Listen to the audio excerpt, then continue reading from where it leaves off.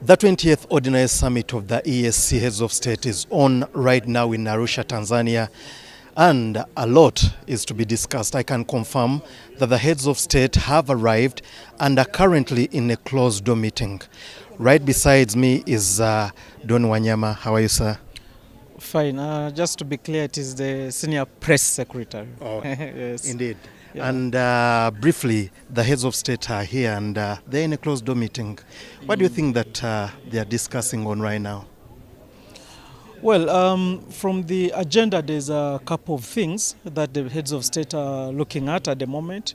You know how this is done, that because the technocrats meet first and then the ministers in charge of the community also meet, adopt an agenda, which then they present.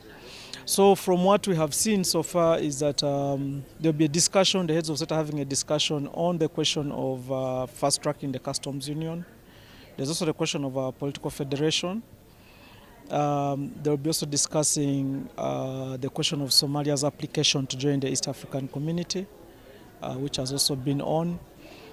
President Museveni, who's the outgoing chairperson, is also supposed to give a report on what has happened about the economic partnership agreements. There's been a discussion between EAC and EU, which has been also ongoing for a while. Then we also know that there'll be a discussion around Kenya's push to be a non-permanent member of the UN Security Council and how the community can back that up. I think Tanzania will be swearing in a judge, I think, to the EAC court. Okay. And then we also have the fact that President Museveni is supposed to also be handing over to Rwanda, should be the incoming chairperson of the EAC. So that's briefly, that is some of the issues. There are quite some others, but once the presents are done, then we shall come to the plenary and we shall have a full report of what they have agreed on each of these items. Yeah, on agenda I also looked at the assembling point that is going to be set. Oh yes, there's been a discussion about